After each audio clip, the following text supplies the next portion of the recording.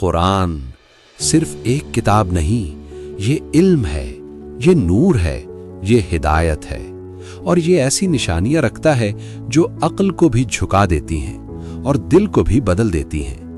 کچھ نشانیاں فوراً سمجھ میں آ جاتی ہیں اور کچھ نشانیاں صدیوں بعد، جب انسان علم کے ایک خاص درجے تک پہنچتا ہے۔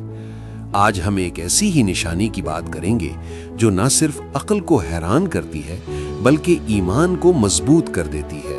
یہ واقعہ ہے اصحاب کہف کے کتے کا۔ قرآن کہتا ہے کہ وہ کتا غار کے دہانے پر اپنے اگلے پاؤں پھیلائے ہوئے تھا۔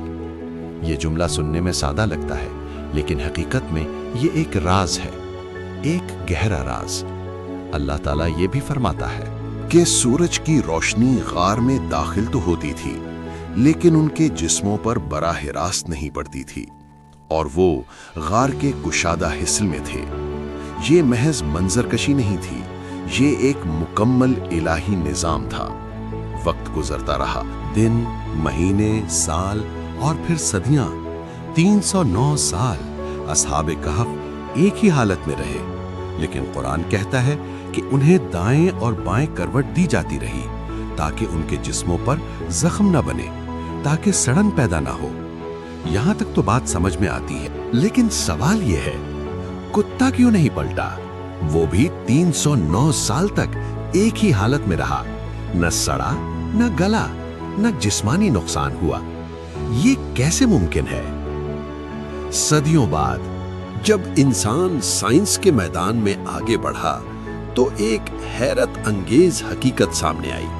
سائنس نے دریافت کیا کہ کتوں کی جلد کے نیچے خاص قسم کے غدود ہوتے ہیں جو ایک مخصوص مادہ خارج کرتے ہیں۔ یہ مادہ جسم کو زخموں سے بچاتا ہے، سڑن سے محفوظ رکھتا ہے اور گلنے سڑنے کے عمل کو روکتا ہے۔ جب تک کتا زندہ ہو، چاہے وہ حرکت نہ بھی کرے۔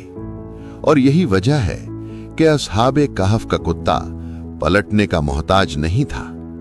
یہ کوئی اتفاق نہیں تھا، یہ کوئی قدرتی حادثہ نہیں تھا، یہ اتفاق نہیں، یہ الہی معجزہ تھا۔ اب ایک اور منظر دیکھیں، ایک جرمن سائنسدان جس کا قرآن سے کوئی تعلق نہیں تھا، جو اسلام کو نہیں جانتا تھا، جو ایک غیر مذہب دین سے دور تھا۔ ایک دن وہ قرآن پاک پر غور کرتا ہے، ترجمہ و تفسیر کرتا ہے۔ وہ یوں ہی ورق پلٹتا ہے اور سورۃ الکہف پڑھنا شروع کرتا ہے۔ اچانک وہ رک جاتا ہے، اس کی آنکھیں ٹھہر جاتی ہیں، اس کا ذہن سوچ میں پڑ جاتا ہے۔ وہ آیات پڑھتا ہے اور حیران ہو جاتا ہے۔ سورج کی روشنی کا زاویہ، غار کی ساخت، جسموں کا محفوظ رہنا، کتے کا نہ پلٹنا۔ یہ 1400 سال پہلے لکھی گئی کتاب ایسی سائنسی باتیں کیسے بیان کر سکتی ہے جو آج ہم لیبارٹریوں میں ثابت کر رہے ہیں؟ وہ صرف پڑھ نہیں رہا تھا، وہ سوچ رہا تھا، وہ سمجھ رہا تھا، وہ محسوس کر رہا تھا۔ اور پھر وہ لمحہ آتا ہے جب علم جھک جاتا ہے اور دل گواہی دے دیتا ہے، اور وہ اسلام کے نور کی طرف آ جاتا ہے۔ اور اب ذرا ہم خود سے سوال کریں، ہم میں سے کتنے لوگ روز قرآن پڑھتے ہیں؟ کتنے لوگ سورۃ الکہف پڑھتے ہیں؟ کتنے لوگ یہ آیات سنتے ہیں، غور نہیں کرتے؟ سوچتے نہیں، سمجھتے نہیں، محسوس نہیں کرتے۔ اسی لیے اللہ تعالیٰ فرماتا ہے، ہم نے تمہارے لیے اپنی آیات کھول کھول کر بیان کی ہے۔ قرآن صرف تلاوت کے لیے نہیں، غور کے لیے ہے۔ قرآن صرف پڑھنے کے لیے نہیں، سمجھنے کے لیے ہے۔